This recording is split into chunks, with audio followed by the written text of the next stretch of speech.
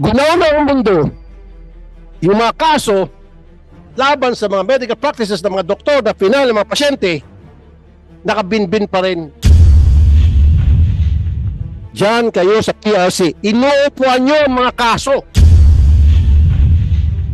The only time na umaksyon kayo pag doktor nagsampa ng kaso against a doctor, doctor to doctor, lumulundag ang mga puwit nyo.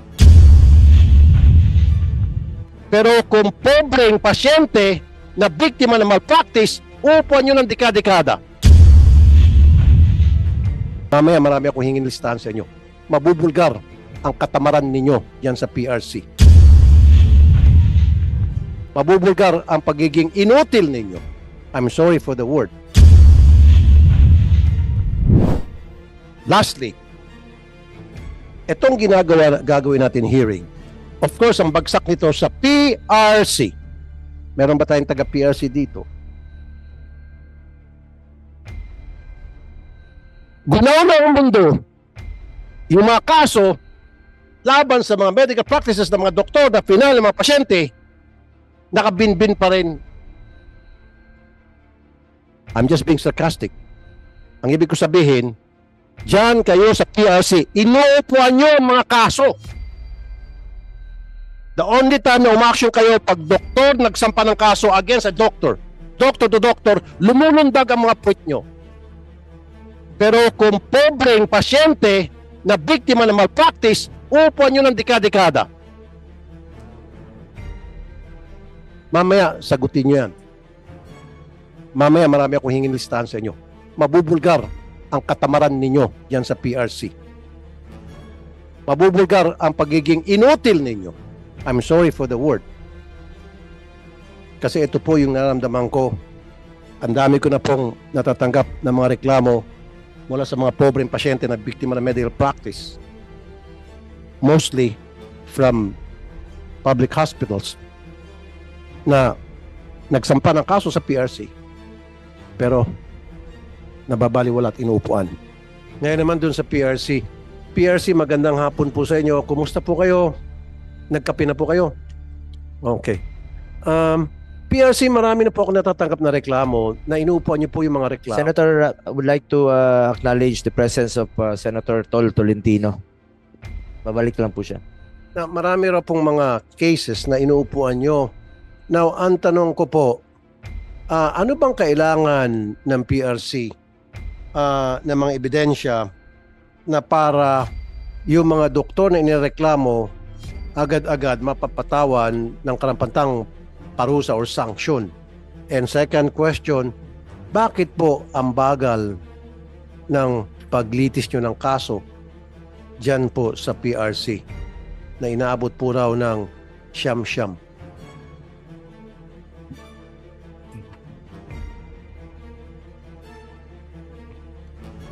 Thank you very much, Honorable Senator Tulfo.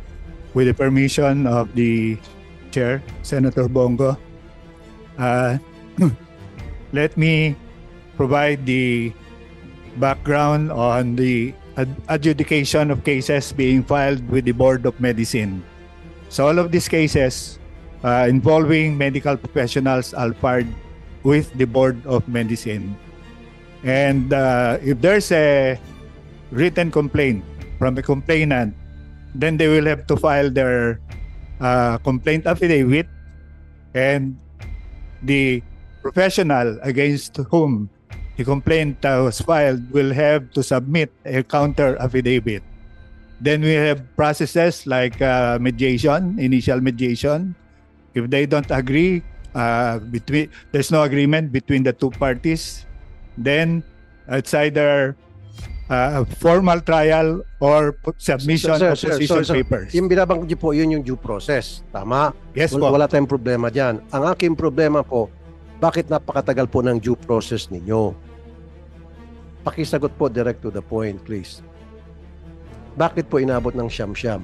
Ang system po kasi namin is just like the system in the regional trial court, especially if it's trial type. So, magpe-present mo muna yung nagko-complain, and then magpe-present din yung respondents.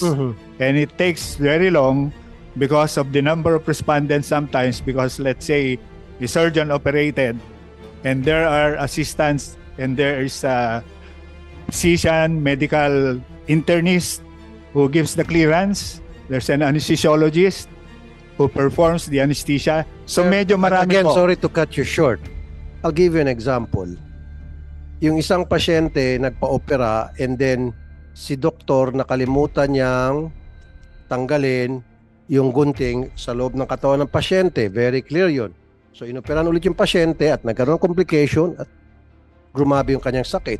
So ano pang kailangan ng mga ebidensya doon? Bakit pa kailangan ng kung ano mga cheche-boreche? Nandiyan na po yung ebidensya, x-ray and all na nagkamali yung doktor. Yung ganong klaseng mga kaso, inaabot po ng 10 taon. Bakit po? Nandiyan ang ebidensya. Yes, Your Honor. Pero dadaan pa rin ho sa proseso namin. But I know we dadaan sa proseso, acknowledge- pero bakit po abutin ng 10 taon? Nandiyan na nga po yung pasyente, pakita niyang x-ray na meron talagang gunting na naiwan sa loob ng kanyang katawan, papakita din niya yung nangyaring complication as a result, pakita din niya na siya'y naging grabe, nagkasakit, etc. And then isasubmit yan sa PRC. Why would it take 10 years? We accept that the evidence that may have been presented is already solid or valid and can already result to a decision.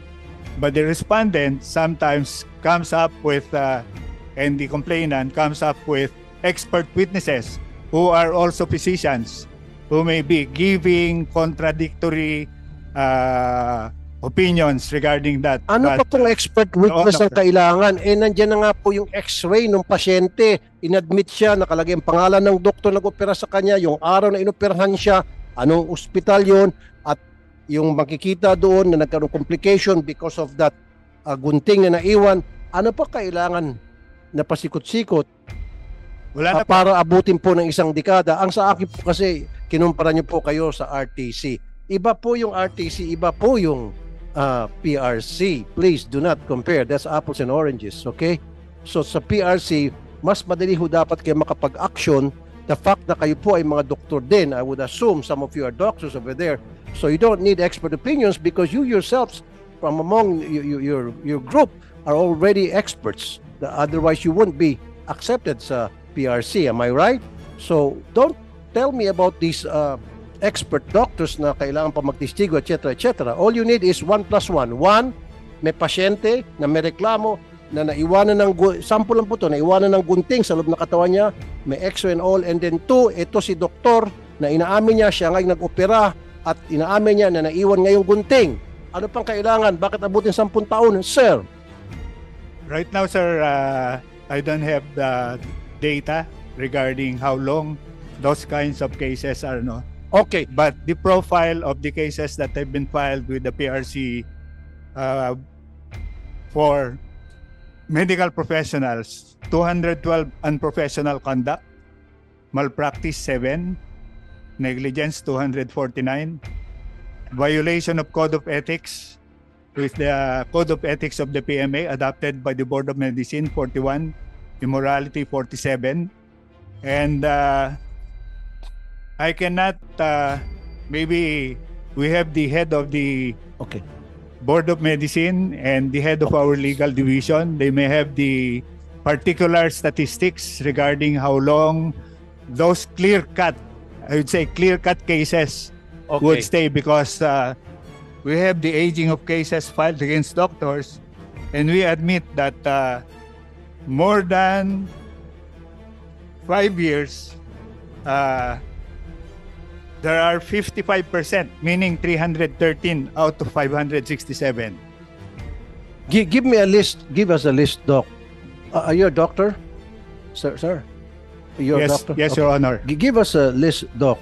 Yung mga kaso na na-file and then yung mga kasong nakabinbin at yung mga kasong nabigyan nyo na ng resolution or na-resolve. I want files of those, right? Yes, Your Honor. We will Stand by ka submit muna. a detailed report on those statistics.